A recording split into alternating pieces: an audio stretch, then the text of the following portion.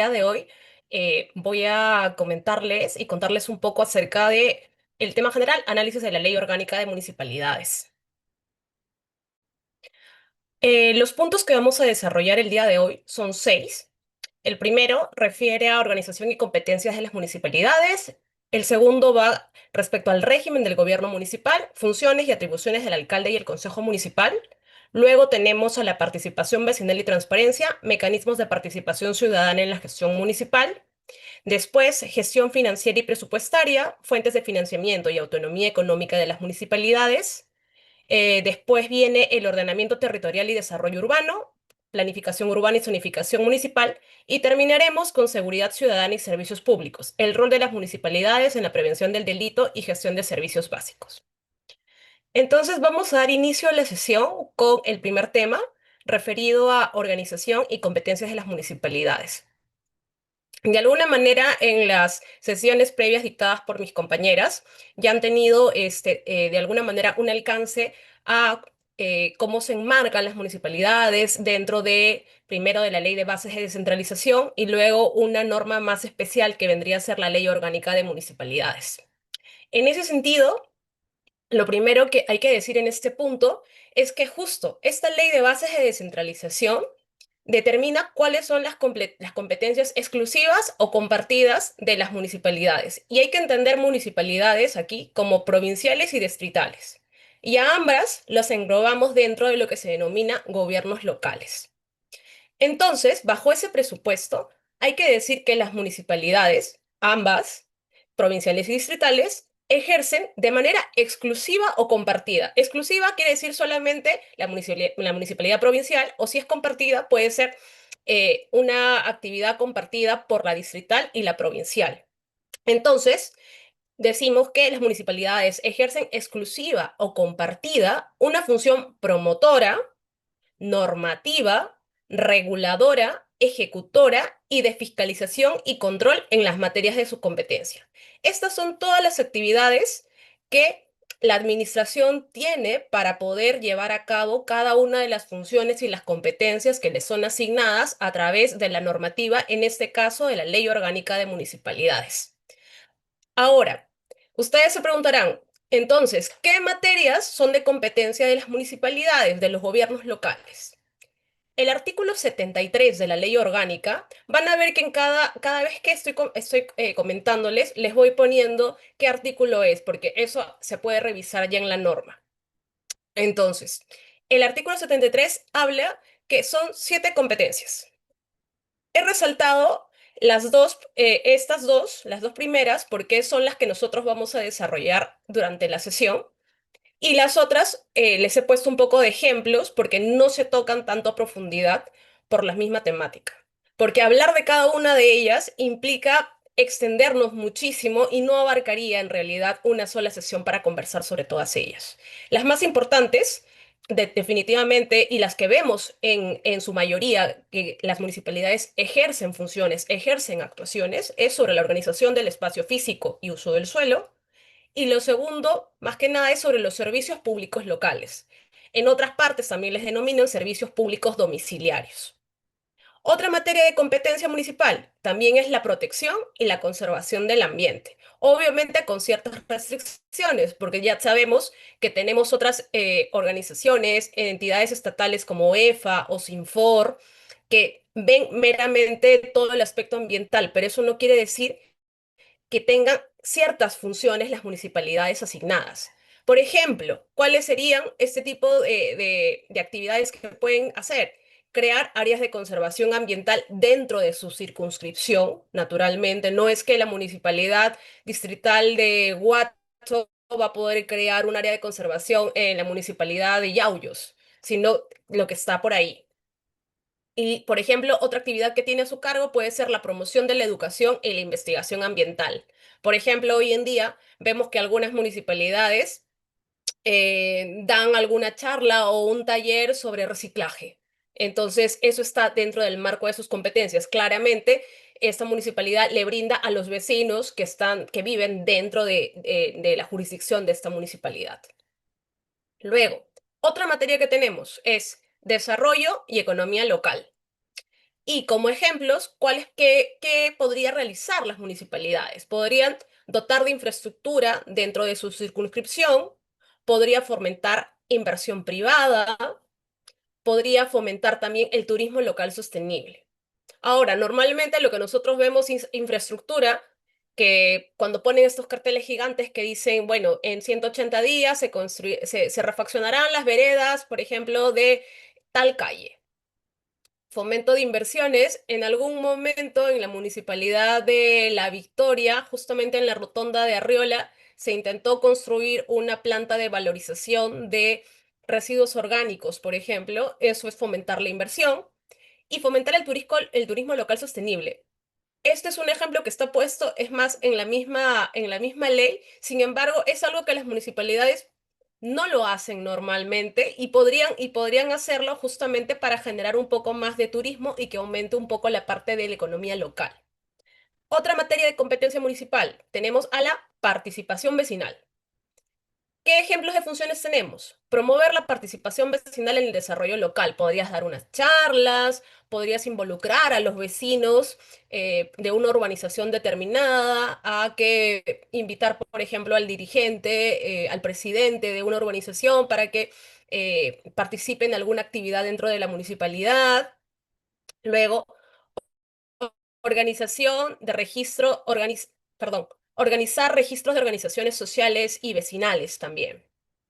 Otra materia de competencia municipal que tenemos es en materia de servicios sociales locales. Y aquí lo que va a entrar son estos programas de lucha contra la pobreza y el desarrollo social.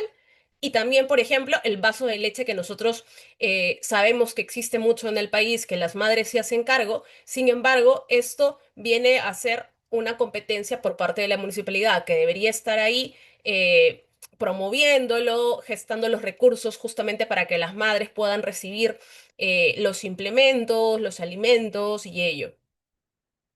Y la última competencia refiere a prevención, rehabilitación y lucha contra el consumo de drogas. Las municipalidades pueden promover programas de prevención y rehabilitación y es más, también podrían, si es que, por ejemplo, no cuentan con una partida suficiente, con el suficiente presupuesto para poder ejecutar y promover estos programas, sí podría de repente suscribir un convenio de cooperación internacional con una entidad del extranjero que los pueda ayudar y asesorar para implementar algún programa.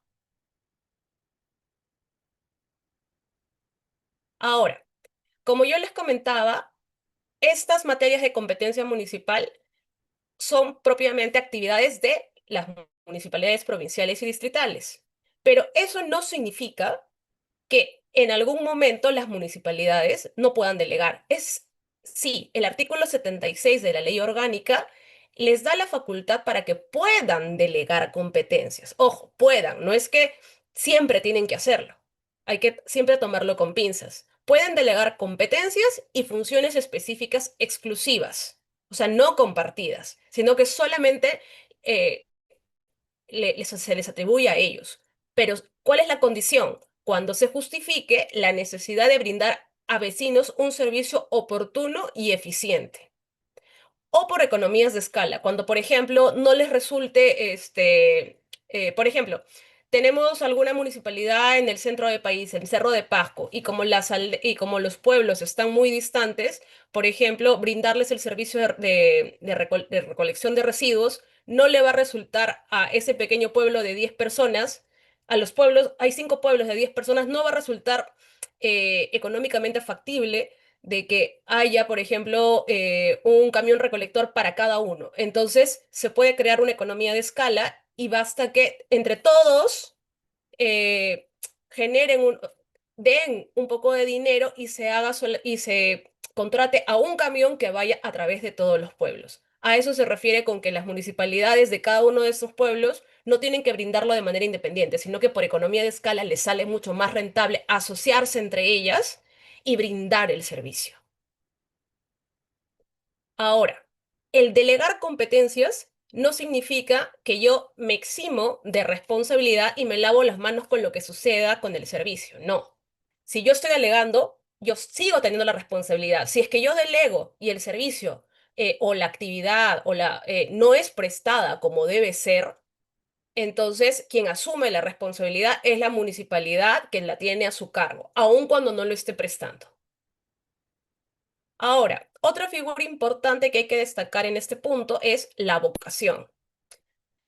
Y hay que entender por avocación, según el artículo 77, que es cuando una municipalidad distrital, por falta de cobertura o imposibilidad temporal de prestar un servicio público local, ojo, acá estamos hablando solo de servicios públicos locales, mientras que arriba estamos hablando de competencias y funciones.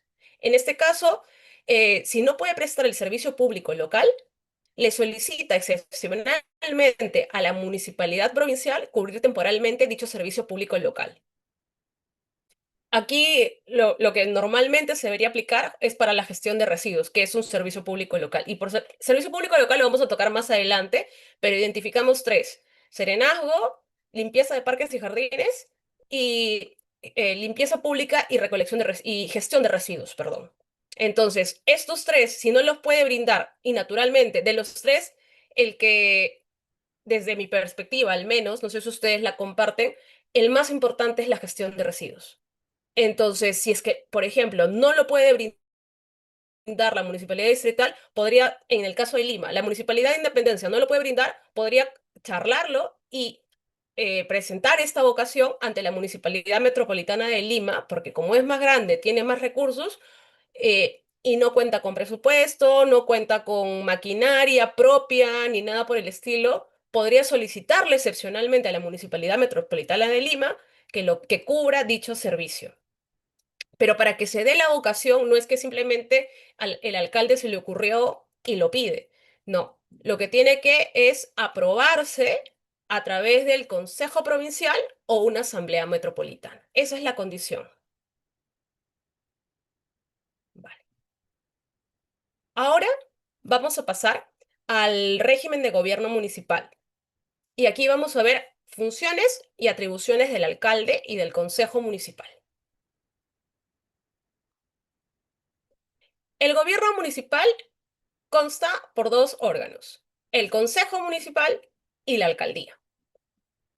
El Consejo Municipal podemos distinguir que en función a si nos referimos a una municipalidad provincial, va a ser un consejo provincial. Si es una municipalidad distrital, va a tener un consejo distrital.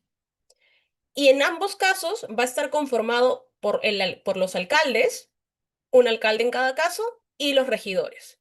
Y el número de regidores lo va a establecer el Jurado Nacional de Elecciones. Por eso no van a encontrar un número de regidores exacto en la Ley Orgánica de Municipalidades.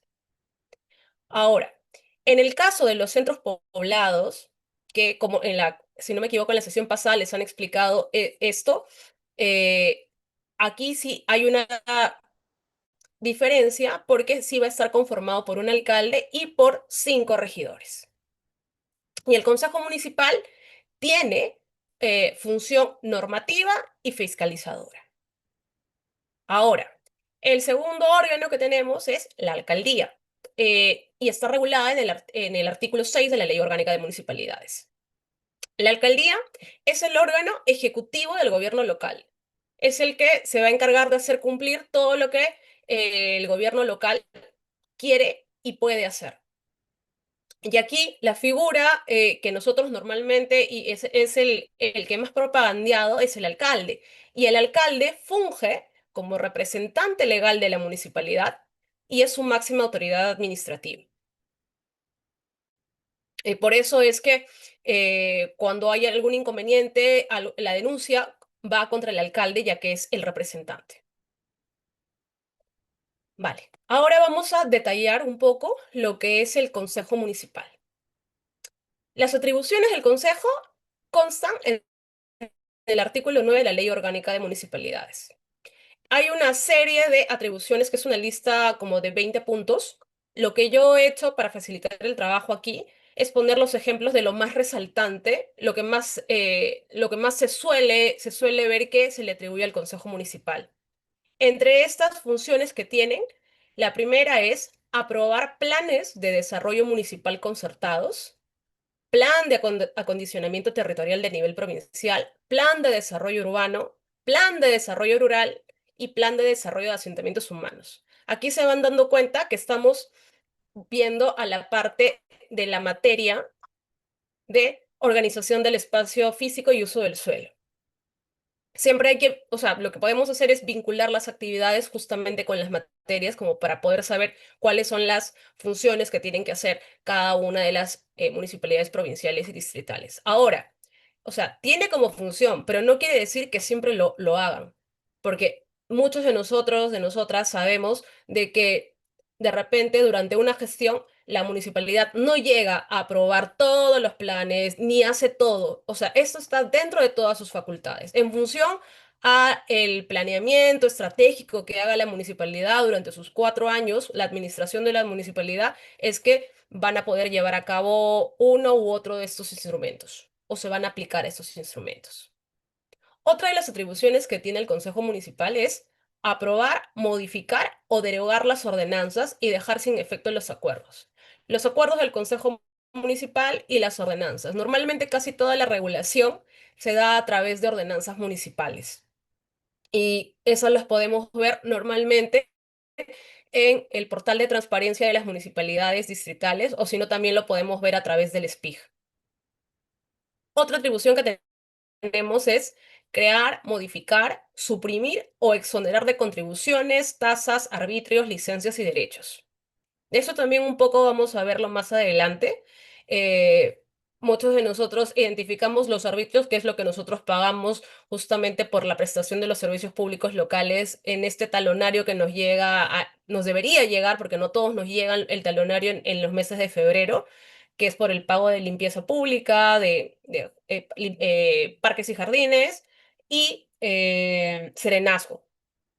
Bueno, las tasas, que normalmente son las tasas que podemos pagar por realizar algún trámite dentro de la municipalidad, las licencias, que pueden ser estas licencias de funcionamiento para la apertura de locales, por ejemplo, y los derechos que también se pueden pagar por algún tema que se tenga que hacer en la municipalidad.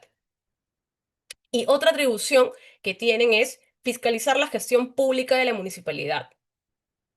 Entonces, en función a esta fiscalización, a esta atribución que tienen, ellos tienen la capacidad para designar comisiones investigadoras similares a las que hace el Congreso, pero dentro de la circunscripción municipal, solicitarle al alcalde o al gerente municipal información específica, es decir, cuando tienen alguna sesión de consejo y necesitan aclarar un tema, ellos podrían solicitar este tipo de información. Por ejemplo, cuando estaba Susana o Castañeda en la alcaldía de Lima, sus regidores pudieron, en el caso de Susana, por ejemplo, pedirle información respecto a los contratos con OAS. Tenían toda la potestad. Y es más, algunos de los que no formaban parte de su partido lo hicieron porque tenían atribuida esta función fiscalizadora. Luego, también otra atribución es que pueden fiscalizar el desempeño funcional y la conducta pública de funcionarios y directivos municipales. Aquí también hay que ser claros que aquí nos estamos refiriendo a la función pública que van a desarrollar estos funcionarios. Eh, Aquí no entran a tallar, por ejemplo, los temas eh, perdón, en la parte de desempeño funcional va a entrar a tallar su responsabilidad como funcionario dentro de la municipalidad. Y conducta pública, pues, por ejemplo, los temas de ética que tiene que ver con los funcionarios y directivos. Ahora, en los artículos 13 y 13A de la Ley Orgánica de Municipalidades se profundiza un poco más en el accionar del Consejo Municipal. Y una parte importante refiere a las sesiones que tienen que llevar, que llevan a cabo, ¿no? Entonces podemos clasificar en tres tipos. Las sesiones públicas, al cual puede asistir cualquier vecino o vecina, inclusive de la municipalidad. Naturalmente, algunas de las excepciones para estas sesiones públicas y que no se puede tocar en este ámbito es cuestiones que afecten al honor, a la intimidad y a la imagen, en tanto son derechos personales. Luego, también pueden haber sesiones ordinarias o extraordinarias. Las ordinarias, pues en las cuales se van a tocar temas del día a día, que hay una agenda, que en lo que estamos conversando, que ya hay funciones y competencias establecidas. Y las extraordinarias solamente se van a poder tocar asuntos prefijados en agenda. Si no está incluido en la agenda, no se toca, no se puede interponer una moción de orden.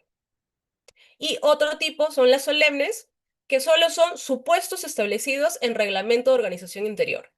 Esto, la LOM, como está en un reglamento de organización interior del Consejo Municipal, ellos al inicio de su mandato establecen cuáles son este tipo de supuestos. Luego, el alcalde va a ser, naturalmente, el llamado a presidir los consejos municipales. Y si él tuviera que estar en ausencia, el primer regidor de su lista. Por ejemplo, en el caso de Acuña, cuando ha viajado justamente para la investidura del Papa, el primer regidor podía haberlo hecho en este caso, aunque él es un gobernador regional. Pero si fuera un alcalde, pasaría eso. Ahora.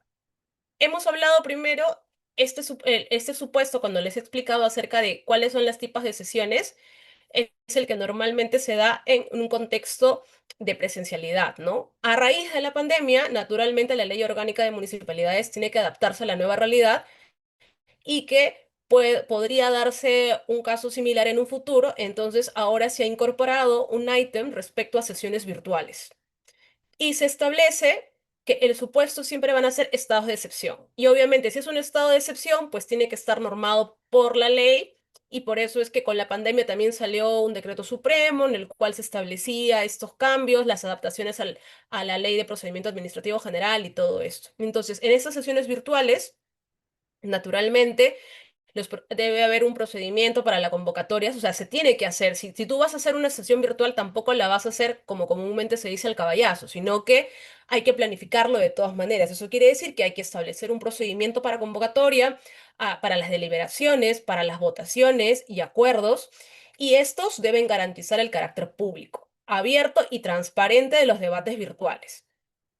Va a haber una participación sin restricción de los regidores, habrá una libre deliberación y el voto debe ser personal, directo y público de cada regidor. ¿Cuál es el quórum que se va a establecer en estos consejos municipales? Mitad más uno de sus miembros hábiles. Y los acuerdos solo van a poder darse siempre que haya una mayoría calificada o una mayoría simple. Y si es que hubiera empate en esta deliberación, el voto dirimente siempre lo va a tener el alcalde. Ahora vamos a pasar a hablar de las atribuciones y las obligaciones que tienen los regidores en el artículo 10 de la Ley Orgánica de Municipalidades. Los regidores pueden proponer proyectos de ordenanzas y acuerdos y como ya les había comentado, estos van a ser debatidos y si pasan el visto, pues van a poder ser aprobados en un consejo municipal. También pueden formular pedidos y mociones del día. Es decir, o sea, si estamos en una reunión ordinaria, podrían pedir una moción del día y se puede agregar un ítem a la agenda. Luego, también pueden desempeñar por delegación las atribuciones políticas del alcalde. O sea, pueden solo por delegación hacerlo, pero no es algo del común, del día a día. También pueden desempeñar funciones de fiscalización de la gestión municipal sin comunicación previa, que era lo que hablábamos anteriormente, que ellos pueden pedir documentación antes, por ejemplo, de un consejo municipal y ellos no tienen que justificarlo ni tampoco tienen que decir, bueno, voy a solicitar información pública, información de la municipalidad respecto a tal y tal tema, ¿no? También pueden integrar y participar en las sesiones de comisiones ordinarias y especiales y en las reuniones de trabajo señaladas por el Consejo Municipal. También pueden mantener comunicación con organizaciones sociales y vecinos para informar al Consejo. Y pueden solicitar informes a la Administración Municipal. Y esto también se enlaza con lo que decíamos, ¿no? O sea, esto es una forma de cerrar el círculo de su función fiscalizadora. Pueden pedir información, pueden pedir informes, o sea, ya un producto mucho más elaborado. ¿Y quién va a ser el responsable de entregar estos informes? O mejor dicho, o a quién se responsabiliza si es que estos informes no se dan, al gerente municipal. Y se establece un plazo para la atención de estos, que debe ser en menos de 10 días calendario. Ahora, Otros aspectos relevantes respecto a los regidores los encontramos en los artículos 11, 12 y 14 de la Ley Orgánica de Municipalidades. Primero, los regidores son responsables individualmente por actos violatorios de la ley en el ejercicio de sus funciones. Por esto es que si hay, por eso es que si hay algún mal manejo, si es que hay algún despilfarro de dinero, si es que hay alguna coima por un proyecto de inversión pública y ellos están ejerciendo o lo han validado, pues pueden ser sometidos a, eh, a un juicio o a una denuncia justamente porque son responsables individualmente, no como consejo municipal, sino como un servidor público. Ahora, pero también van a ser responsables solidarios por acuerdos adoptados contra la ley. Ojo. ¿Y cómo se eximen de estas responsabilidades? Si ellos saben que hay algo que los puede perjudicar, entonces lo que pueden hacer es dejar constancia de su voto en las actas, porque al fin y al cabo, cuando estás en un consejo municipal, siempre va a haber un secretario o secretaria que va a tomar nota de todos los acuerdos. Luego, estas actas se les pasa a los regidores para que la firmen, ni siquiera es inmediatamente, sino que normalmente es de forma posterior. Entonces, en estas actas debe quedar constancia de que ellos se han manifestado en contra, pueden dar la explicación de por qué se están manifestando en contra y en la hora de la firma. Entonces, cuando se tengan que demostrar medios probatorios, estos actos pueden servir de medios probatorios para, eva- no voy a decir evadir la responsabilidad, sino para no ser culpados de estos actos violatorios. Ahora, también es importante señalar que los regidores no pueden ejercer funciones ni cargos ejecutivos o administrativos, miembros de directorio o gerente en la municipalidad o empresas municipales o de nivel municipal de su jurisdicción. Es decir, que solamente pueden ser regidores, no es que pueden tener un doble cargo dentro de la municipalidad. Y justamente para evitar esto y evitar confusiones es que se están haciendo justamente estas precisiones, ¿no? Con las empresas municipales, por ejemplo, tenemos a Slim Callao en el Callao, que brinda, por ejemplo, los servicios de gestión de residuos. Tampoco un regidor podría ser gerente de Slim Callao.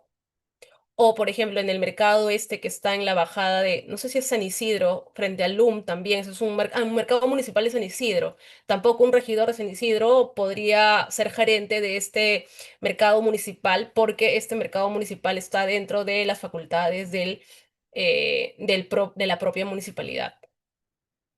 Si de alguna, si pese a ello el regidor eh, asume este cargo, cualquier acto que haya hecho como en función a este cargo va a ser nulo. Y es más, esto puede significar causal para ser vacado como regidor.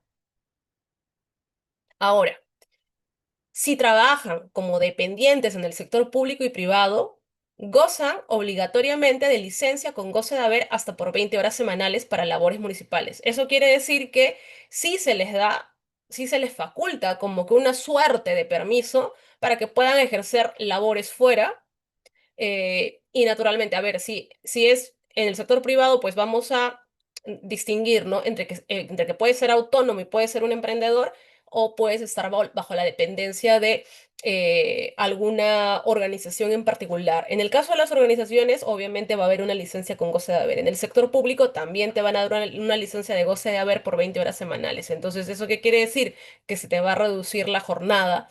eh, de tus labores como un trabajador dependiente. Ahora, como regidor y como estás dando tu tiempo para estar viendo las cuestiones del consejo, sobre todo del consejo, quiere decir que estás desempeñando un cargo a tiempo parcial.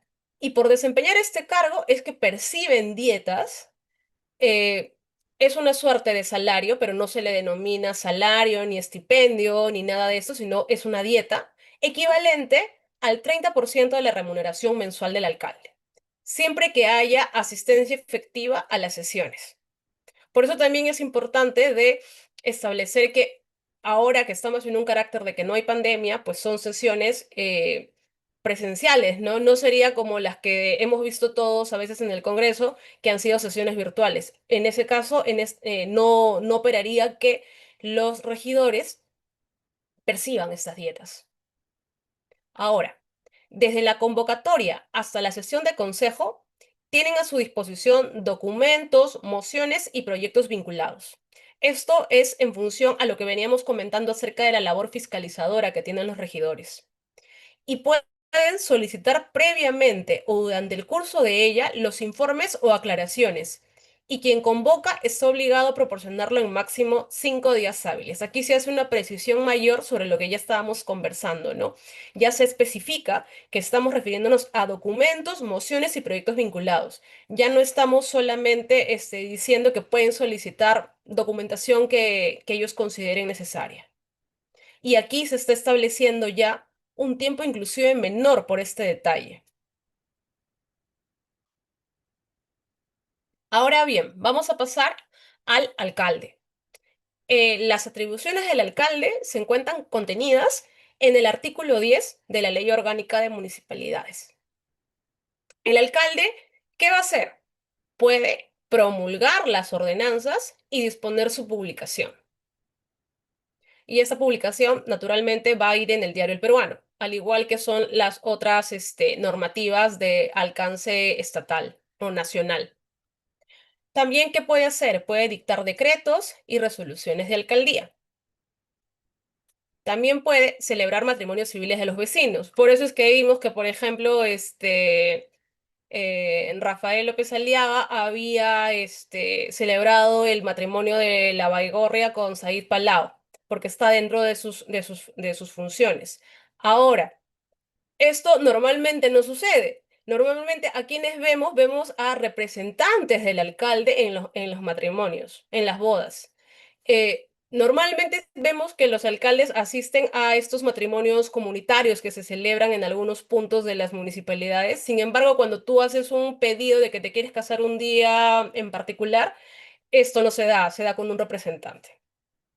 Luego, otra atribución que tiene el alcalde es la de supervisar la recaudación municipal, el buen funcionamiento y los resultados económicos y financieros de las empresas municipales y de las obras y servicios públicos municipales.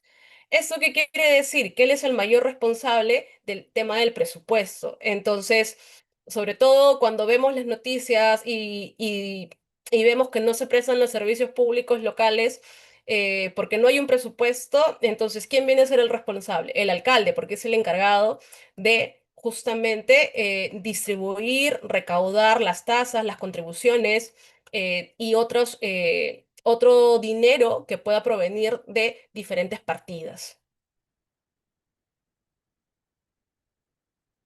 Vale. Ahora vamos a pasar al tema de lo que es participación vecinal y transparencia. ¿Cuáles son los mecanismos de participación ciudadana en la gestión municipal?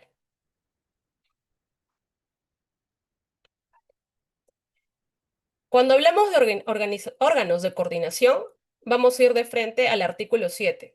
Y en el artículo 7, lo único que nos van a mencionar es que existen tres, que es el Consejo de Coordinación Local Provincial, el Consejo de Coordinación Local Distrital y la Junta de Delegados Vecinales. Sin embargo, las precisiones las vamos a encontrar en artículos más adelante. Por eso, y estos artículos se los he puesto en cada uno de los ítems, ¿no? Ahora, el primero que tenemos es el Consejo de Coordinación Local Provincial. Este es un órgano de coordinación y concertación. ¿Y cuáles son las funciones que tiene? Eh, Le tiene el elaborar, el dar el plan de desarrollo municipal provincial concertado, el presupuesto participativo provincial, el proponer inversiones de infraestructura regional, proponer proyectos de cofinanciación de obras de infraestructura y de servicios públicos locales, promover formación de fondos de inversión como estímulo a la inversión privada. Como se van dando cuenta, aquí ya se van mezclando todas las materias de competencia municipal de las que veníamos hablando en un inicio. Por ejemplo, estos tipos de presupuesto participativo provincial son los que ahorita podemos ver a veces en las calles, que están colgados los banners en los cuales les dicen participa en el presupuesto participativo. Y lo que es que, por ejemplo, una mesa directiva de una determinada organización de una municipalidad puede sentarse y proponer a su alcaldía o a su municipalidad, por ejemplo, que se lleve a cabo tal obra porque, por ejemplo, se ha malogrado la pista de una cuadra determinada dentro de mi urbanización. Entonces, puedo formular que se haga esto y a través del presupuesto participativo, la municipalidad puede considerar, si es que tiene la partida para hacerlo, que esto se lleve a cabo. Naturalmente, no se presentan uno o dos, a veces se presentan varias propuestas, ¿no? Y se tiene una partida determinada, naturalmente, los funcionarios de la municipalidad van a evaluar cuál es la propuesta más interesante en el sentido de que es la más necesaria y es a la que se le va a terminar dando el presupuesto para que esta obra se desarrolle. Ahora, acá también a veces de repente ustedes se preguntarán, ¿no? Proponer inversiones de infraestructura regional. Es proponer. Por ejemplo, una de estas puede ser el tema de las plantas de tratamiento. Por ejemplo, tenemos los rellenos sanitarios, que este año el Ministerio de Derecho Ambiental, el MINAM, lo que está haciendo es construir rellenos sanitarios que no tenemos a nivel provincial. Entonces, un gobierno regional puede decir, miren, he evaluado que en mi región, o mejor dicho, la municipalidad provincial puede decir, mira, dentro de mi provincia hay demasiados vertederos, hay demasiada basura tirada por aquí y por allá, entonces considero necesario de que se eh, edifique un relleno sanitario dentro de mi provincia, entonces puede proponer justamente que se construya dicha infraestructura en mi circunscripción. Asimismo, aquí estamos hablando de que haya inversión por parte del Estado y otra cosa es proponer proyectos de cofinanciación de obras de infraestructura y de servicios públicos locales, ¿no? Y por cofinanciación puede ser que haya partida por parte de la municipalidad provincial conjuntamente con la administración estatal, ¿no? Y por ejemplo, en estos casos, ¿qué aplicaría más que nada?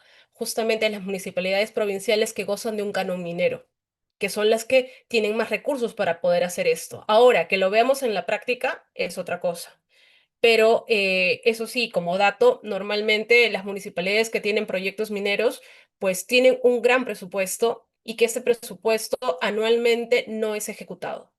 Simplemente esto se devuelve a las arcas cuando hay dinero para poder ejecutar obras, sobre todo en el caso de saneamiento, por ejemplo, que es lo que más se necesita a nivel regional. Entonces, si tuviéramos funcionarios que estén capacitados como para poder proyectar esto y sobre todo que el Consejo Municipal, porque muchas veces es el Consejo Municipal el que puede rehusarse a hacer esto, pues se podría hacer mucha más infraestructura a nivel provincial, aprovechando el dinero del canon minero que les llega a las municipalidades provinciales, sobre todo en este caso.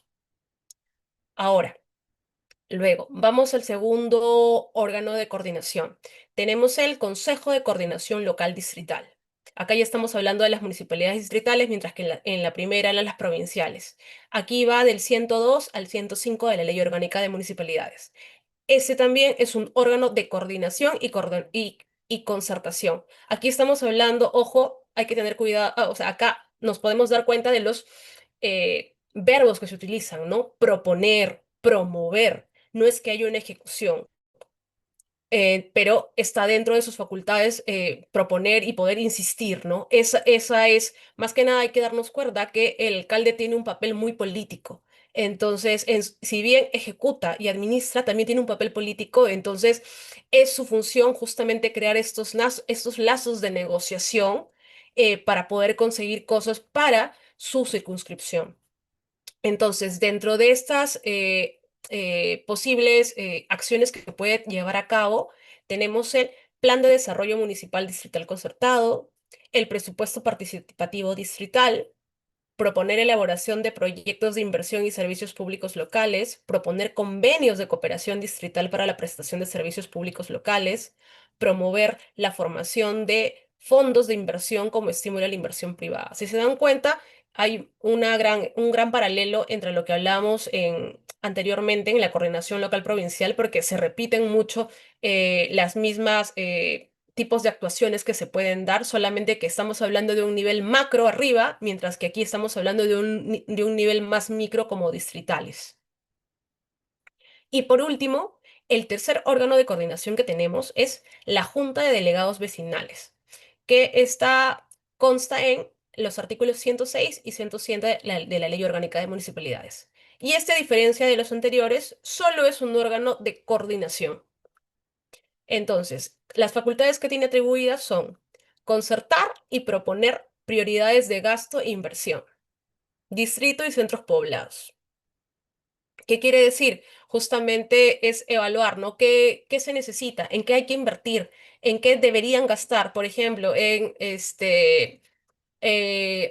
frente a mi casa, frente a mi hogar, hay un parque en el cual hay unos juegos viejos que ya están destartalados y hay muchos niños dentro de mi urbanización. Entonces, se podría proponer pues que esto sea refaccionado, ¿no? Sobre todo para evitar justamente el fallecimiento de algún menor, como en algún momento se vio en las noticias, ¿no? Que había fallecido un pequeño justamente porque estos estaban en mal estado. Entonces, los vecinos, a través de su junta de delegación vecinal, pueden juntarse y proponerle esto a la municipalidad a través de un escrito formal, obviamente entregado por mesa de partes.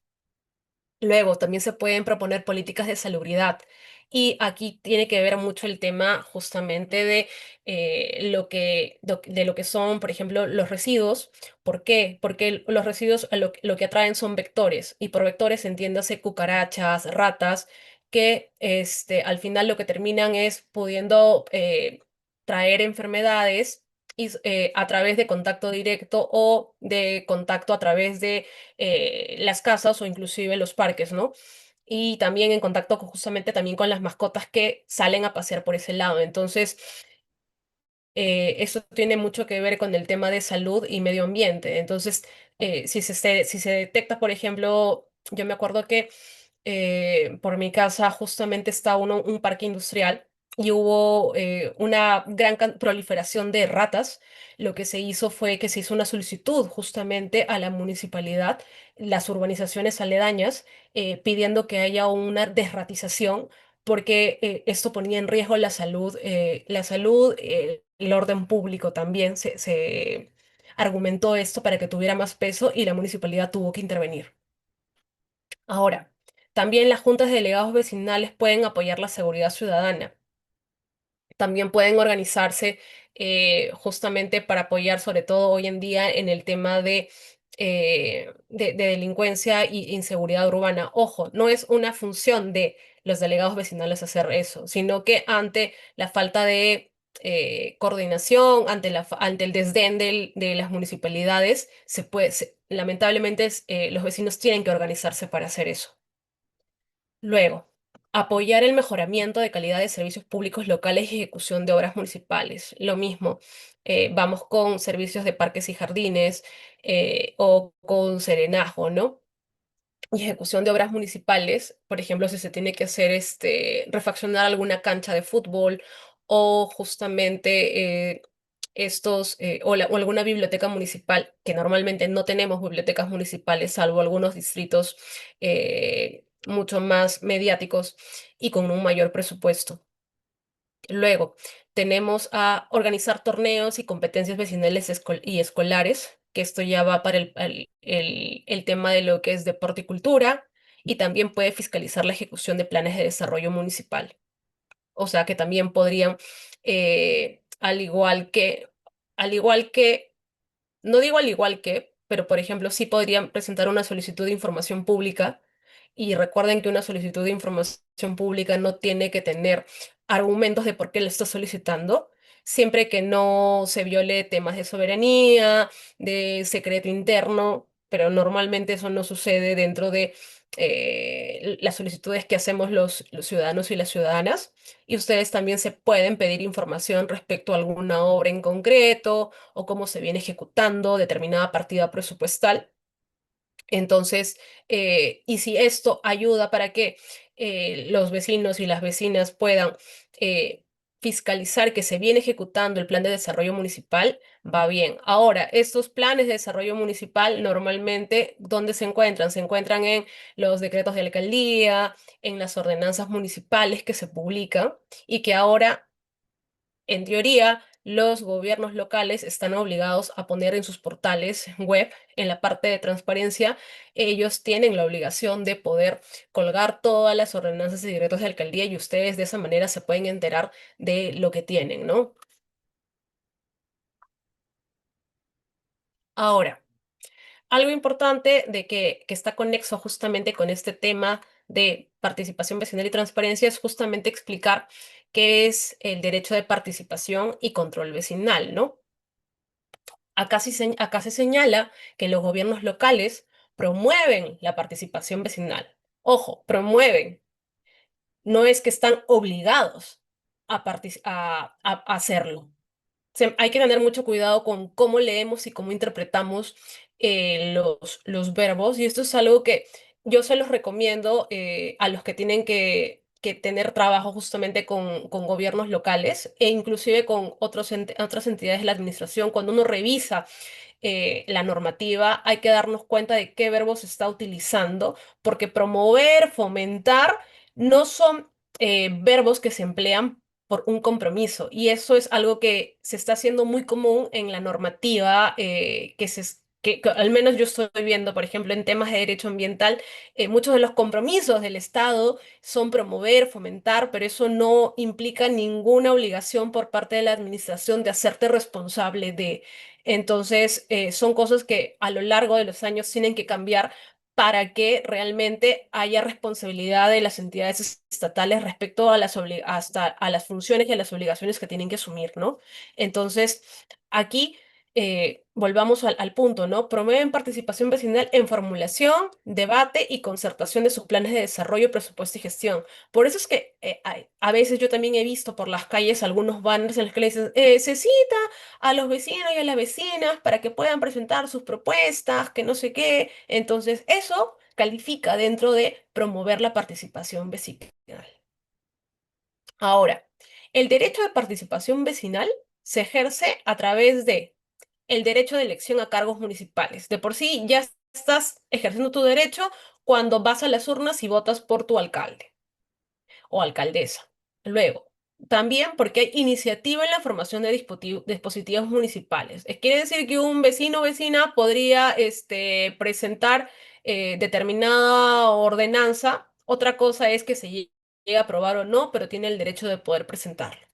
Luego también tiene el derecho de referéndum, tiene el derecho de denunciar infracciones y de ser informado, por ejemplo, como en estos casos, ¿no? Que hablamos que de repente hay malversación de fondos y un vecino se ha dado cuenta de esto porque ha revisado justamente los presupuestos a través del portal de transparencia y se da cuenta que en el Consejo Municipal lo aprobaron, pues podría presentar una denuncia contra el Consejo Municipal y la municipalidad está obligada a informarle cuál ha sido el procedimiento, si ha ido al órgano de control, se le ha denunciado por ética, se le ha denunciado penalmente y estar al tanto acerca de el proceso que se va a llevar a cabo.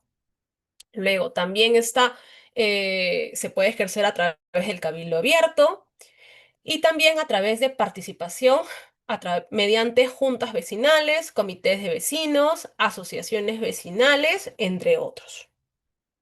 Vale. Ahora, otra forma de manifestación de esto es la iniciativa de formación de dispositivos municipales, que era lo que hablábamos en el punto B, y que se especifica en el 114 de la Ley Orgánica de Municipalidades. Entonces, aquí, de manera textual, se recoge, ¿no? Que el derecho tienen los derechos, los vecinos tienen derechos a plantear a su gobierno local la adopción de una norma legal municipal. Ahora, también habíamos comentado que existe el derecho de referéndum y este se encuentra contenido en el 115 de la Ley Orgánica de Municipalidades. Y Este es un instrumento de participación directa del pueblo sobre asuntos de competencia municipal, mediante el cual se pronuncia sobre la aprobación o desaprobación de ordenanzas municipales. Quiere decir que si los vecinos de determinado distrito, provincia, y no están de acuerdo con respecto a determinada ordenanza municipal, pueden hacer un referéndum. ¿Y qué quiere decir? Que tienen que juntarse entre ellos y cumplir y ser más de 20% de los electores dentro de esta circunscripción para poder presentar el referéndum sobre dicha ordenanza municipal o acuerdo. Y este referéndum, ¿cuál es el procedimiento? Este va a ser convocado por el Jurado Nacional de Elecciones. Ahora, la única excepción respecto al derecho de referéndum es el tema el tributario. Quiere decir que si estamos por ejemplo, por ordenanza se ha dado la calificación respecto a cuánto se va a pagar este año, porque se han incrementado, por ejemplo, los servicios de limpieza, parques y jardines, serenazgo y el otro, y yo no estoy de acuerdo con los medidores que se están indicando, no puedo presentar un referéndum. Lo que tengo que es hacer un recurso de inconstitucionalidad.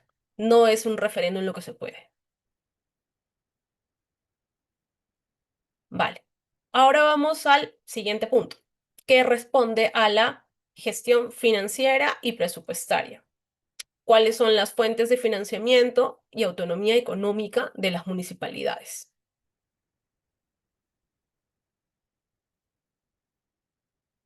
En primer lugar, hay que señalar que eh, el artículo 2 de la Ley Orgánica de Municipalidades señala que hay autonomía por parte de los gobiernos locales. Y esta autonomía se da en tres aspectos, ¿no? Autonomía política, autonomía económica y autonomía administrativa, ¿no? Y esto lo hemos encontrado en varios precedentes del Tribunal Constitucional, ¿no?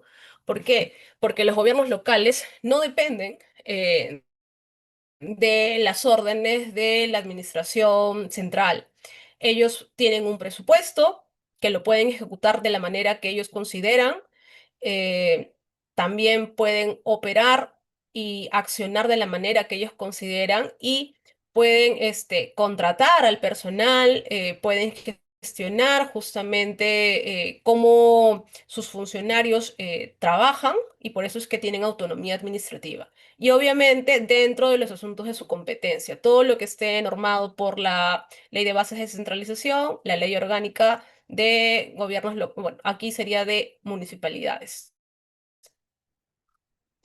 Ahora, aquí también se señala que la autonomía que la Constitución política establece para las municipalidades radica en la facultad de ejercer justo actos de gobierno, administrativos y de administración, con sujeción al ordenamiento jurídico. Y era justo lo que les comentaba ahorita de manera más coloquial, pero los términos empleados dentro es actos de gobierno cuando nos referimos justamente a eh, todos estos temas políticos que tienen que hacer el Consejo Municipal y los alcaldes o las alcaldesas. Luego el tema administrativo, con lo que tenemos que ver con esto de las licencias de funcionamiento, la fiscalización y la administración cuando ya nos vamos más que nada al ámbito de los funcionarios públicos, todo lo que es la función pública de ellos.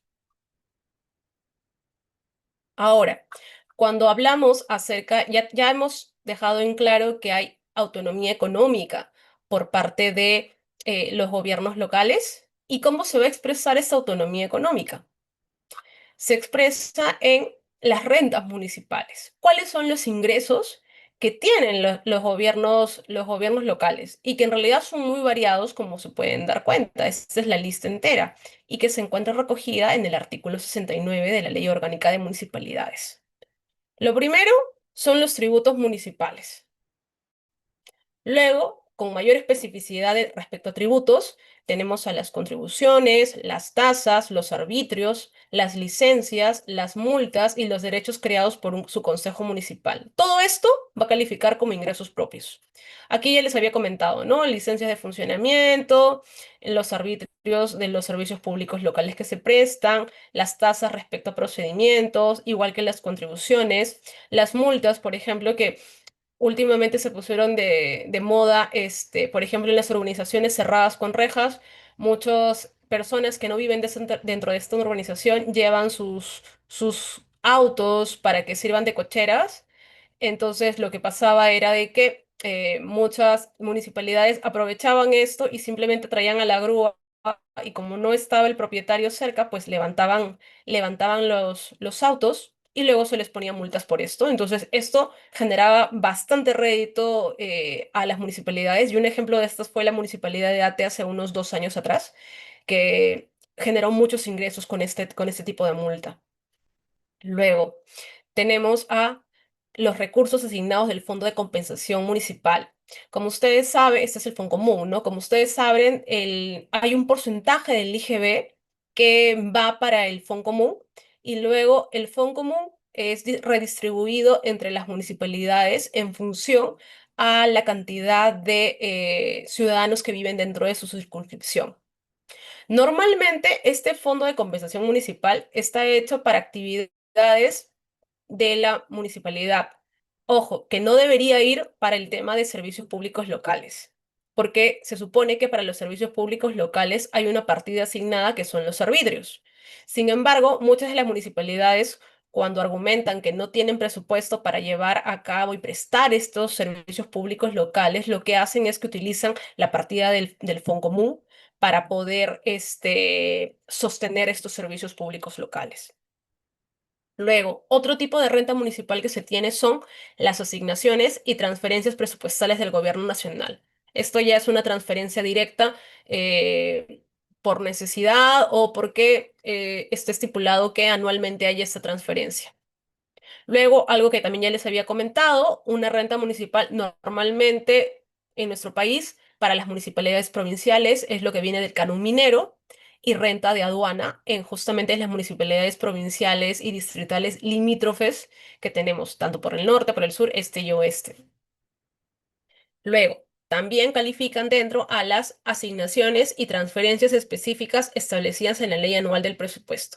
Esto ya, eso es algo más concreto que el presupuesto, recuerden que viene a ser aprobado por el Congreso de la República anualmente en diciembre, entonces siempre hay una partida por la cual se les asigna a las municipalidades para que puedan incrementar su presupuesto. Luego, tenemos, perdón, y aquí naturalmente también si preguntan el monto, también tiene que ver mucho con la cantidad de vecinos, vecinas, ciudadanos que habitan dentro de las municipalidades provinciales. En función a eso se asignan los porcentajes. Aproximadamente en el Perú con municipalidades distritales tenemos unas 1.200, entre 1.200 a 1.400, si no mal recuerdo. Luego, otro tipo de rentas municipales que tenemos son los recursos provenientes de sus operaciones de endeudamiento concertadas con cargo a su patrimonio propio y con aval o garantía del Estado y la aprobación del MEF cuando se trate de endeudamientos externos. ¿Qué quiere decir? Por ejemplo, que es como una suerte de transacciones para ganar dinero, como las que hoy en día tenemos con jugar en la bolsa y todo esto, las municipalidades también podrían hacerlo a través de sus operaciones de endeudamiento para generar intereses y tener rentas adicionales municipales. Luego también tenemos a los recursos derivados de la concesión de sus bienes inmuebles y los nuevos proyectos, obras o servicios entregados en concesión.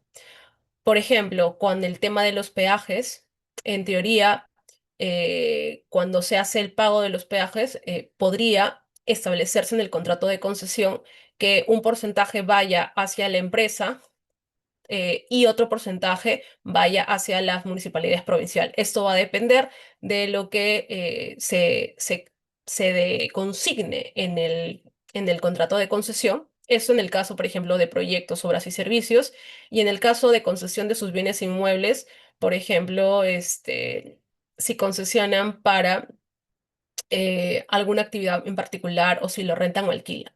Ahora, aquí también eh, suelen haber un poco de inconvenientes con respecto al principio de subsidiariedad estatal, ¿no? Porque recuerden que nuestra constitución, nosotros estamos alineados con una economía social de mercado, ¿no? En la cual nosotros siempre damos, por así decirlo, privilegio a la inversión privada. Entonces nosotros no solemos, como administración, llevar a cabo algunos negocios, ¿no? Por ejemplo, en el tema de Indecopi, hace muchos años, si no me equivoco, hubo una municipalidad provincial que vendía pollo a la brasa. Y era como que la municipalidad no puede crear un negocio de pollo a la brasa, de venta de pollo a la brasa, porque es una actividad económica en la cual existen otros privados que pueden brindar dicho servicio, ¿no? Entonces, hay que tener mucho cuidado con este tipo de temas, ¿no? Por eso es que esto también yo lo pondría bastante con pinzas, ¿no? Recursos derivados de la concesión de sus bienes inmuebles, habría que ver para qué se han concesionado estos bienes inmuebles. Es diferente si es para un negocio, como que es diferente, por ejemplo, para algún tema más institucional o protocolar, ¿no? Alguna reunión, por ejemplo, de que concesionas o alquilas a una embajada por unos eventos, porque es algo mucho que no es un rédito económico constante y fluyente, ¿no? Luego, otro tipo de renta municipal que tenemos son los derechos por la extracción de materiales de construcción ubicados en los alveos y cauces de los ríos y canteras localizadas en su jurisdicción. Otro tipo de renta son los recursos provenientes de la privatización de sus empresas municipales. Vale, recuerden que en la época de los 90 nosotros teníamos muchas empresas municipales. eh, Desde mi perspectiva, al menos, una empresa municipal para mí sí puede ser rentable. Yo considero que sí se deberían dar. Sin embargo, en un país como en el nuestro, en el cual pues tenemos muchos temas de actos de corrupción, en las cual no hay capacitación adecuada y sobre todo no hay un equipo que gerencie este tipo de empresas municipales, es que no resulta factible darlo. De repente, en otras situaciones, por ejemplo, a nivel europeo, sí funcionan las empresas municipales. Entonces, yo creo que esto sí es como que una cuestión muy importante a evaluar. Acá tiene que ver mucho que ver el contexto en el cual vivimos, ¿no? Entonces, por ese motivo, por esos problemas de corrupción, por ejemplo, lo que vemos hoy en día, ¿no? Si bien no es una empresa municipal, pero es una empresa pública, ¿no? El tema de Petroperú, que Petroperú hoy en día no es redituable para nosotros, porque prácticamente nosotros con nuestros impuestos estamos pagando y subsidiando a Petroperú, porque Petroperú no está dando números en positivo. Entonces, fue que por ese tipo de ejemplos fue que en los 90 las empresas municipales fueron privatizadas, fueron vendidas y fueron dadas a los privados, ¿no? Entonces, por esta suerte de venta, pues naturalmente los gobiernos locales recibían a cambio cierto monto de dinero y estos recursos entran a tallar como rentas municipales. Luego, aquí también, justo lo que hablaba, ¿no? El peaje que se cobre por el uso de infraestructura vial de su competencia. Por ejemplo, estos peajes que vemos rumbo a las playas y todo esto, puede haber una partida para rentas municipales, siempre y cuando pues no estén concesionados o en el contrato de concesión se ponga eso y los dividendos provenientes de sus acciones, ¿no? Que también acá también va con el tema de juego de bolsa, ¿no? Que puedan tener algún bono. Entonces, todo lo que pueda ingresar por intereses o por dividendos va a entrar como renta municipal. Vale. Ahora vamos a ir al tema del ordenamiento territorial y el desarrollo urbano. Y en este punto vamos a tocar lo que es planificación urbana y zonificación municipal. Aquí lo que he preferido hacer es hacer una comparación entre lo que es ordenamiento territorial y urbanismo, porque son dos aspectos que se suelen confundir, ¿no? No quise incluir la parte de ambiental, porque en nuestro país, ahora, antes de entrar a eso, mejor voy a compartirles más o menos qué debemos entender por ordenamiento territorial. Esta es una política y técnica administrativa dirigida a lograr, a través de instrumentos de planeamiento vinculados a la planificación económica, el desarrollo equilibrado de las economías regionales y la mejora de la calidad de vida y el medio ambiente, y o la fijación de prioridades de usos y actividades sobre el territorio, de ámbito regional o suprarregional, de carácter jurídico o político, que incluye otros instrumentos que utiliza planes, programas y directrices no vinculantes. que supone la aplicación de criterios eminentemente públicos de carácter económico y social, que afecta sobre todo a los agentes públicos y finalmente se refiere a todos los recursos naturales. Asimismo, el ordenamiento territorial corrige los desequilibrios territoriales mediante la definición de sistemas de ciudades y de las subsiguientes necesidades dentro de la determinación del destino de las diferentes zonas territoriales. ¿Eso qué quiere decir? Que muchos de justamente los planes a los que nos referíamos en un principio y hablábamos sobre la materia, planes de desarrollo urbano y todo esto, van a entrar a tallar como instrumentos de ordenamiento territorial. Ahora, por el ordenamiento territorial, lo que, como acá se dice, ¿no? Lo que se busca es que haya un desarrollo equilibrado de economías regionales, ¿no? O sea, esto tiene que usarse como una estrategia. Todos sabemos que el Perú, y sobre todo Lima en este caso, ¿no? Pues no hay una verdadera planificación de crecimiento urbano. Y aquí viene el tema del urbanismo, ¿no? Que se ocupa de las ciudades y de su crecimiento. Entonces, aquí tenemos dos cosas. Uno, en el ordenamiento territorial, ver cómo se utiliza el suelo, o sea, para qué sirve, qué condiciones tiene. eh, Esto realmente funciona como para poder crear condominios, el suelo va a soportar esto, hay que evaluar todo esto, hay que evaluar también el tema de si, este, por ejemplo, rediseñar y decir, bueno, eh, las fábricas deberían construirse por este lado y evitar los desplazamientos que hoy en día tenemos, que gente que vive en Comas tiene que trabajar en Villa El Salvador. O sea, y aquí ya estamos viendo temas de cómo debemos ordenar, valga la redundancia, y sobre todo que esto también no haya una afectación un poco con el medio ambiente, ¿no? Porque también es poder clasificar bien el tema de suelos, identificar que haya menos contaminación con respecto a ello. Mientras que el urbanismo lo que va a hacer es ocuparse de las ciudades y su crecimiento, ver que hasta dónde más puede ir, hasta dónde más debemos reorganizar, si es que realmente se necesita seguir construyendo estos anillos viales o, por ejemplo, esta elevación que se dio por el Jockey Plaza. Realmente reduce el tema de ahorro de transporte o genera más caos. Por ejemplo, ese tipo de análisis de generar caos, de ver si es sostenible en el tiempo, si es que está bien previsto, eso sí tiene que ver con el tema del urbanismo. Mientras que el ordenamiento territorial tiene que ir a ver más los planes macro que ya estás viendo, ya no estás pensando solamente en que, bueno, voy a beneficiar a tal y tal distrito, no, sino que ya estoy pensando de si realmente Lima puede articularse con alguno de los departamentos o regiones vecinas y que pueden prestarse, por ejemplo, servicios o no.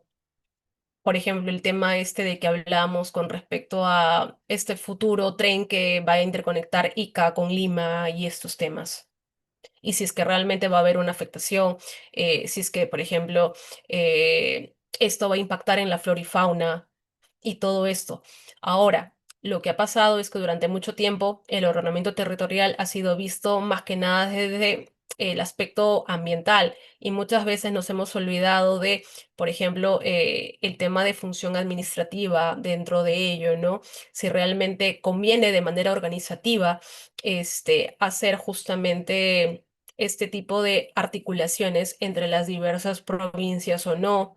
Y acá también tiene que ver un poco el tema, por ejemplo, de mancomunidades, que es un tema del que no se habla mucho en el Perú, pero es cuando, por ejemplo, se pueden asociar diferentes municipalidades para prestar servicios, ¿no? Entonces esto puede ser una gran economía de escala y un gran ahorro, pero las municipalidades prefieren trabajar de manera autónoma porque así pues hacen un uso sin control de el presupuesto, ¿no? Y eso es lo que normalmente vemos hoy en día. Ahora, como ya les comentaba en un inicio, cuando hemos visto acerca de las materias que entran a tallar dentro de los gobiernos locales, pues les comentaba que habían dos que íbamos a tocar. Una de estas es el tema de la organización del espacio físico y uso del suelo. Y dentro de esta materia se tocan estos subtemas, ¿no? Zonificación, catastro urbano y rural, habilitación urbana, saneamiento físico legal de las profesiones informales, acondicionamiento territorial y renovación urbana. Ahora, eh, siempre hay que recordar que dentro de las materias, pues siempre van a estar conjuntados diversas entidades, ¿no? Porque cuando ustedes leen esto y cuando yo también leí por primera vez esto, lo primero que yo pensé fue en SUNARP. Luego pensé en COFOPRI, pero no caía tanto en cuenta de que las municipalidades provinciales y distritales también están vinculadas con este tipo de temas, ¿no? Entonces, aquí lo que he hecho es, para que sea más fácil de leerlo, es clasificar en función a la municipalidad provincial. En este caso, acá vamos a ver solamente las provinciales. Esto de manera general lo dice el artículo 73. Este artículo es como que en el que calzan de manera general todas las funciones, mientras que en los artículos subsiguientes lo que se hace es que ya se detalla de manera más precisa si es una función específica exclusiva o es una función específica compartida de la municipalidad provincial, ¿no? En el caso de compartida, ¿qué quiere decir? Que va a entrar a tallar también la municipalidad distrital con este tipo de funciones dentro de lo que le corresponde. Ahora, en el primer caso, cuando hablamos de municipalidad provincial, el artículo 73 señala que está facultado para planificar integralmente el desarrollo local y el ordenamiento territorial. Ojo, es lo que les decía, a nivel provincial. También promueve la coordinación estratégica de planes integrales de desarrollo distrital. Emite normas técnicas generales sobre organización del espacio físico y uso del suelo, protección y conservación del ambiente. Aquí vemos que de alguna manera está convergiendo también facultades asignadas tanto al MINAM como a SUNARP. Luego, aquí tenemos a la municipalidad provincial y aquí vamos a hablar sobre funciones específicas exclusivas y estas constan en el 79.1 de la Ley Orgánica de Municipalidades. ¿Qué puede hacer? Aprobar el plan de acondicionamiento territorial de nivel provincial. Identifica áreas urbanas y de expansión urbana, áreas de protección, áreas de seguridad por riesgos naturales, áreas agrícolas y áreas de conservación ambiental. Aprueba el plan de desarrollo urbano, el plan de desarrollo rural, el esquema de zonificación de áreas urbanas, el plan de desarrollo de asentamientos humanos y otros planes específicos. Y aquí, por ejemplo, eso tiene que ver con el tema mucho de lo que es este ordenamiento territorial, ¿no? O sea, aquí nos damos cuenta de que netamente estamos viendo eh, remisión a función administrativa, mientras que si fuera más que nada en el plano ambiental, dado por ejemplo con Minal, podríamos ver las zonas las zonas FFE, las zonas de forestal y todos estos temas. Luego, también puede pronunciarse sobre acciones de demarcación territorial en la provincia. También puede aprobar regulación provincial respecto al otorgamiento de licencias, labores de control, de fiscalización y saneamiento de la propiedad. En el caso de la municipalidad provincial, también posee funciones específicas compartidas, y estas constan en el 79.2 de la Ley Orgánica de Municipalidades. Y en función a ello puede promover la ejecución del reconocimiento, verificación, titulación y saneamiento físico legal de posesiones informales a cargo de las municipalidades distritales, subsidiariamente de las municipalidades provinciales. Ahora, van a ver que las funciones de las municipalidades distritales son mucho más reducidas y estas son solamente y exclusivamente de ellas. Y estas constan en el 79.3 de la Ley Orgánica de Municipalidades. Ellas pueden aprobar el plan urbano o rural distrital, pueden elaborar y mantener el catastro distrital, disponer la nomenclatura de avenidas, jirones, calles, pasajes, parques, plazas y la numeración predial, pueden reconocer los asentamientos humanos y promover su desarrollo y formalización, pueden normar, regular y otorgar autorizaciones, derechos y licencias y realizar la fiscalización de habilitaciones urbanas, construcción, remodelación o demolición de inmuebles y declaratoria de fábrica. Vale. Ahora vamos al siguiente tema, que refiere a la seguridad ciudadana y servicios públicos. ¿Cuál es el rol de las municipalidades en la prevención del delito y la gestión de servicios básicos? A ver, antes de entrar a tallar sobre justo este tema, yo creo que es importante entender qué es un servicio público local, y la mejor forma de poder entender qué es un servicio público local es estableciendo cuáles son sus elementos, sus requisitos, o como también acá se ha puesto, ¿no? ¿Cuál es el carácter material y y el carácter formal, ¿no? Entonces, un servicio público local son todas aquellas actividades de carácter esencial para satisfacer las necesidades primordiales colectivas y obedecen a una norma con rango legal. ¿Qué quiere decir? Que necesariamente un servicio público local tiene que tener una norma con rango legal. O sea, quiere decir que tiene que constar en la Ley Orgánica de Municipalidades como tal. Y para identificar si ese servicio eso no es un servicio público local, lo que se tiene que hacer es meditar, pensar, analizar si realmente es una actividad esencial y que va a satisfacer necesidades primordiales, como la salud, la salubridad, eh, proteger el medio ambiente, entre otras.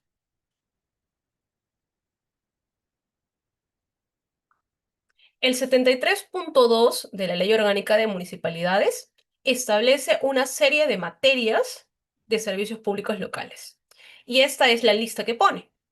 Pone saneamiento ambiental, salubridad y salud, tránsito, circulación y transporte público, educación, cultura, deporte y recreación, programas sociales, defensa y promoción de derechos ciudadanos, seguridad ciudadana, abastecimiento y comercialización de productos y servicios, registros civiles en mérito a convenio suscrito con el Registro Nacional de Identificación y Estado Civil, conforme a la ley.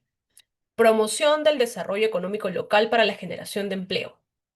Establecimiento, conservación y administración de parques zonales, parques zoológicos, jardines botánicos, bosques naturales, directamente o a través de concesiones. Otros servicios públicos no reservados a entidades de carácter regional o nacional. Por ejemplo, en el tema de tránsito, circulación y transporte público, las municipalidades provinciales, locales, tienen competencias, pero sin embargo, hoy en día, estas competencias han sido delegadas a la ATU. Y justo hoy salió un cuestionamiento en los medios de comunicación en lo cual estaban presentando un proyecto de ley para que, para que se elimine la ATU y que se les devuelvan las competencias a las municipalidades provinciales y distritales. Ahora, ahí también hay que pensar, ¿no? La ATU, de alguna manera, no realiza un trabajo totalmente eficiente, pero al menos realiza un trabajo, a diferencia de que cuando estaban las competencias atribuidas a las municipalidades distritales y provinciales, pues las municipalidades no ejercían ninguna competencia en transporte y no se preocupaban de nada. Entonces, yo creo, al menos es mi posición, de que la ATU sí necesita fortalecerse, pero sí viene cumpliendo y desarrollando un rol importante y que al menos yo considero que no debería eliminarse, sino reforzarse y mejorarse, ¿no? Y poder apoyarlo por el lado de la administración central. Ahora, si bien existe toda esta materia y se pueden crear servicios públicos locales en función a todo esto, como ya les venía comentando desde hace muchísimo momento, desde el inicio de la sesión, mejor dicho, son tres los servicios públicos locales que siempre identificamos. Es más, si ustedes buscan doctrina respecto a ello, solamente van a encontrar de gestión de residuos y limpieza pública, que justamente hay un artículo de Richard Martin y hay una tesis mía respecto a gestión de residuos, porque no es un tema que se toque a profundidad en el Perú. Ahora, como yo les comentaba, ¿no? Hay que ver el carácter material y el carácter formal para identificar si es un verdadero servicio público local. Entonces, aquí lo que he hecho es identificar para ustedes el carácter formal, ¿no? ¿Dónde está establecido que este es un servicio público local, ¿no? Esto es en el caso de la gestión de residuos y limpieza pública. Quiero ver algo. Y aquí quiero hacer una diferencia. Limpieza pública antes de hablar de esto, ¿no? Hay que esclarecer. Por limpieza pública se entiende justamente eh, la limpieza de los locales de la municipalidad, los polideportivos si son municipales, las canchas de fútbol municipales, eh, por ejemplo, la limpieza de algún mercado municipal. Mientras que por gestión de residuos entendemos a lo que se refiere con la recolección, el almacenamiento, el transporte de los residuos y la disposición final o valorización que se le da a los residuos.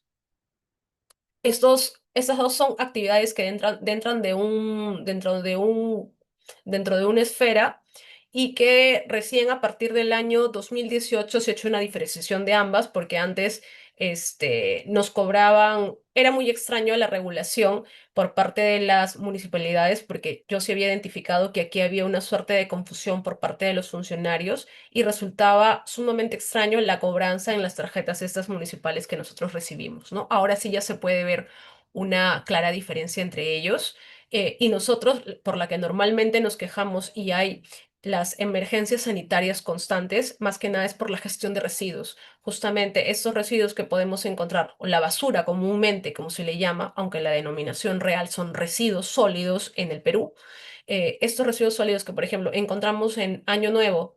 Después de Año Nuevo, ustedes siempre muestran los medios de comunicación cómo quedan las avenidas con toda la ropa de los muñecos, la quema, todos esos son residuos que las municipalidades tienen la obligación de recoger, así como los residuos que recogen de nuestras casas cada día. Esto es una función por parte de ellos, cómo se opera, ¿no? Ellos lo recogen. En algunos casos hay segregación, en la cual hay algunas municipalidades que yo sé que hay asociaciones de recicladores que les tocan la puerta y les piden, mira, martes y jueves voy a venir y me puedes depositar botellas, por ejemplo. Eso también es una forma de recolección.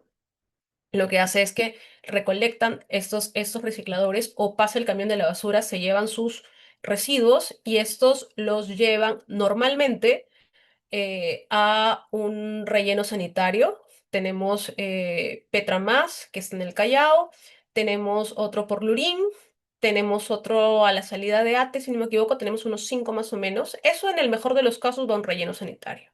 Lo óptimo debería ser que vaya a una planta de valorización para darle una nueva vida a este residuo y que este residuo, por ejemplo, pueda ser reciclado. Hoy en día vemos que, por ejemplo, a veces cerca a algunos barrios tenemos plantas recicladoras de botellas, por eso vemos a muchos recicladores informales que rebuscan dentro de nuestra basura y sacan las botellas porque las pueden vender al peso. Eso es una actividad de valorización.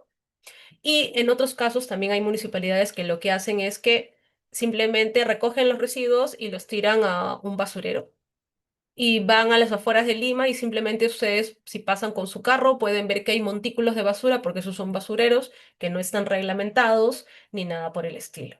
Entonces, yo creo que era importante precisar esto porque no es algo que normalmente se explique.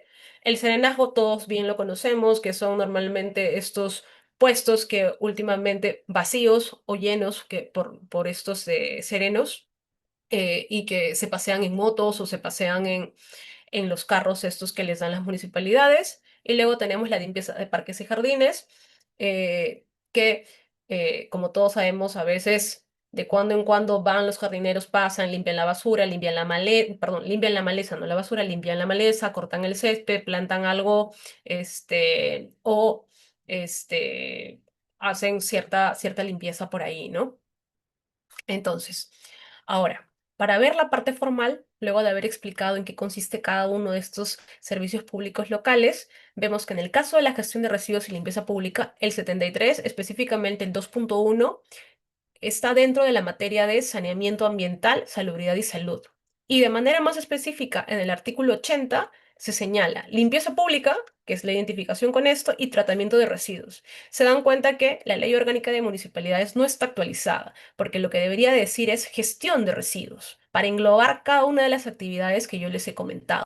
Sin embargo, aquí con tratamiento, pues este es un concepto totalmente indefinido, porque la propia, normativa de la Ley Orgánica de Municipalidades no define qué es tratamiento. Y en todo caso, el tratamiento estaba desarrollado en la antigua ley eh, de gestión de residuos del 2010, que ya no está ni siquiera vigente porque está derogada. Entonces, aquí hace mal todavía la Ley Orgánica de Municipalidades en seguir reconociendo esto. Luego, en el caso del serenazgo, vamos a encontrar que la materia municipal está en el 73, en el 2.5, en seguridad ciudadana. Y específicamente lo vemos en el 85 como servicio de serenazgo o vigilancia municipal. Luego, la limpieza de parques y jardines, lo encontramos la materia en el 73, en el 2.9, como establecimiento, conservación y administración de parques zonales, parques zoológicos, jardines botánicos, bosques naturales, directamente o a través de concesiones. Ahora, lo dice así de manera tan grande, ¿por qué? Porque recuerden que acá estamos hablando para municipalidades provinciales y distritales. En Lima, bueno, sí tenemos parques zonales, tenemos parques zoológicos, pero no tenemos tantos ni jardines botánicos ni bosques naturales, a diferencia de lo que podemos encontrar en provincias que podría haber algún bosque natural dentro de nuestra circunscripción. Ahora, en el artículo 82 tenemos el promover y administrar parques zoológicos, jardines botánicos, bosques naturales, ya sea directamente o mediante contrato o concesión. Y por ahí es que podemos sacar que se encuentra enmarcado la limpieza de parques y jardines.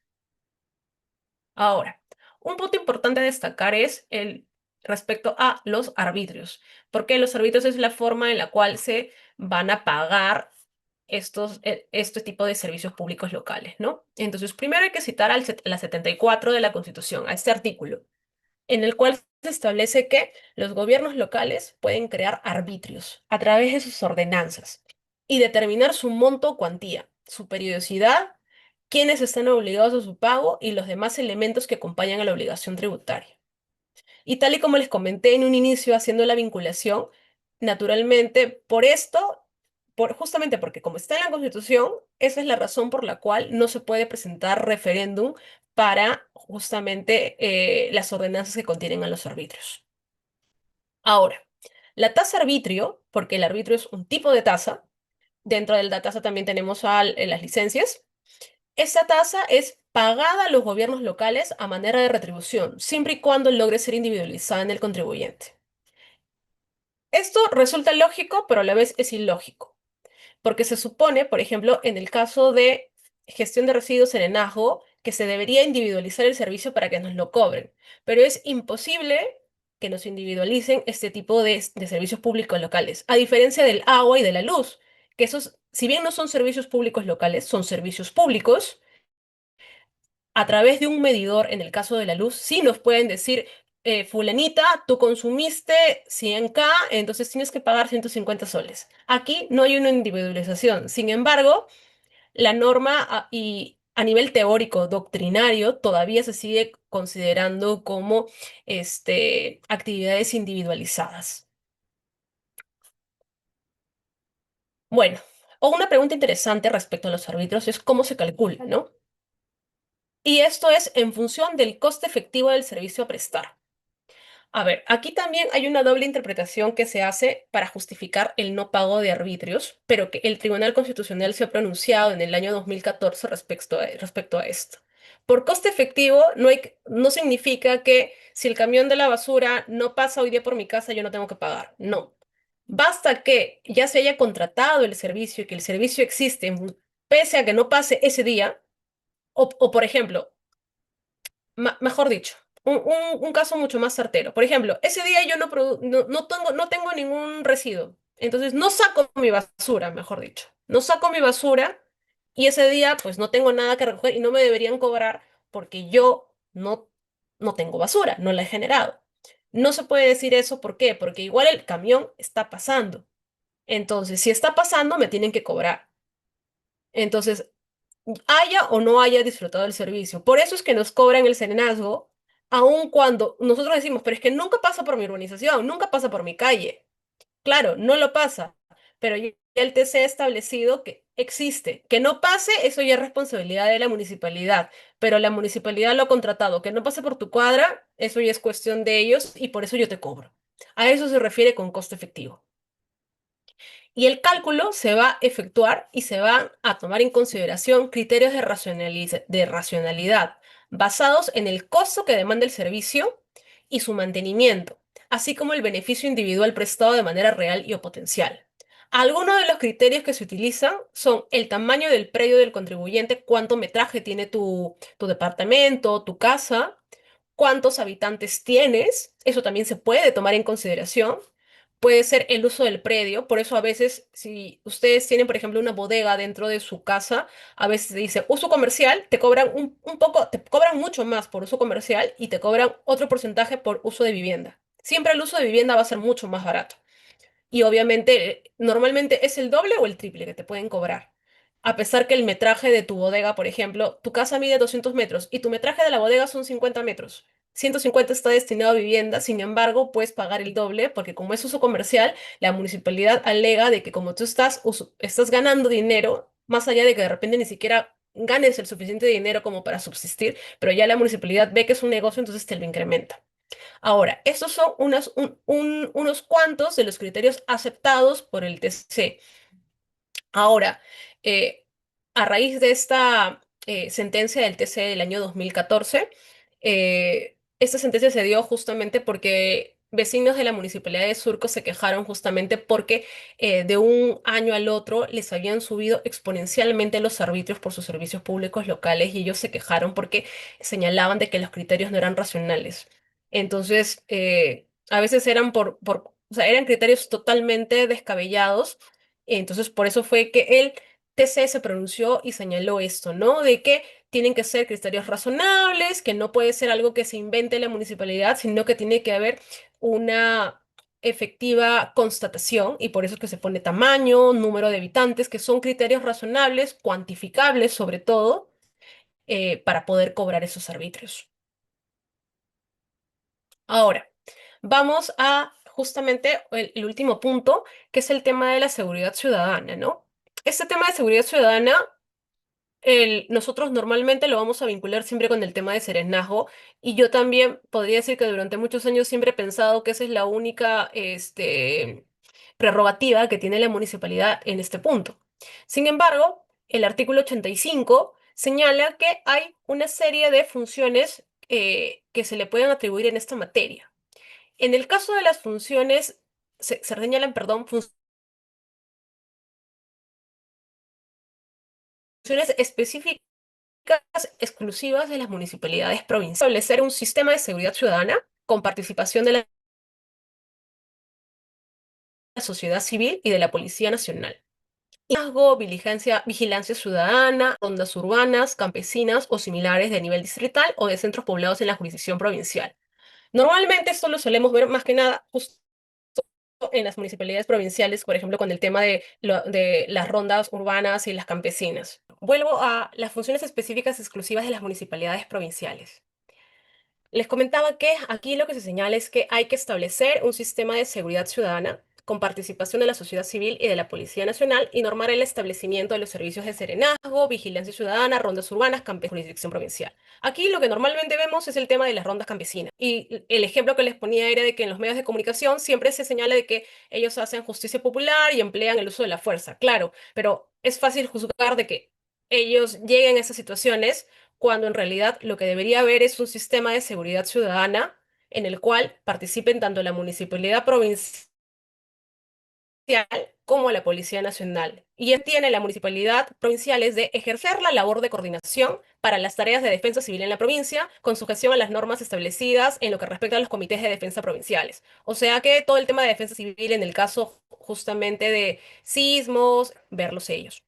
Ahora, pasamos a las funciones específicas compartidas de las municipalidades provinciales.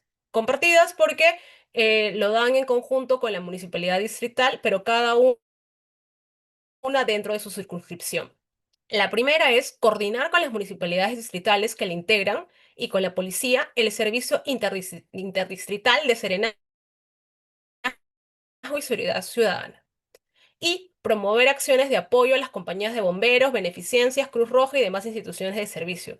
¿Qué quiere decir? Que aquí estamos no solamente, aquí estamos ampliando un poco. Es más, yo también diría que de repente este 2.2 ni siquiera debería ir aquí, porque no está tanto vinculado con seguridad ciudadana, sino a una actividad X administrativa, ni siquiera de administración, ni siquiera administrativa meramente, no como función administrativa de la municipalidad. Y luego tenemos a las funciones específicas exclusivas de las municipalidades distritales. Y dentro de estas, tenazgo vigilancia municipal cuando lo crea conveniente, que era justamente de lo que hablábamos, que aquí entra ya como servicio público local. Luego, también pueden coordinar con el Comité de Defensa Civil del distrito las acciones necesarias para la atención de las poblaciones damnificadas por desastres naturales o de otro índole. Y aquí también hay algo que de repente no se especificó más arriba, pero también pueden ser parte de las funciones municipales con respecto al tema de la prevención. Por ejemplo, cuando tenemos, por ejemplo, en Lima y cuando sube el río que va justamente por el tema de Cieneguilla, el que está cerca a Campo Fe y todo esto, y se pronuncian las inundaciones, las municipalidades en realidad son responsables en sus casas por ahí, porque ellos deberían cuando ya están viendo que está dándose la construcción, evitar que esto se dé, sobre todo por el riesgo que puede haber, ¿no? Luego tenemos la última función que está ligada a establecer el registro y control de las asociaciones de vecinos que recaudan cotizaciones o administran bienes municipales, bienes vecinales, perdón. Por ejemplo, si es que hay alguna urbanización, algún centro, podría entrar a tallar la municipalidad, pero nosotros vemos que en la práctica esto no se da. Vale. Bueno, por mi parte, esto es justo todo lo que yo les quería compartir respecto al día de hoy en organización y competencias de las municipalidades. Espero que hayan podido escucharlas. Les va a permitir hilar justamente con los temas que he estado tratándoles. Animo mucho a que participen justamente de este diplomado de verdad de municipal, porque yo creo que Udiapolis está haciendo bastante esfuerzo con este tema, porque normalmente nadie va a encontrar especialistas en derecho municipal. Es un tema que no está desarrollado en el Perú. Somos pocas personas las que vemos en la práctica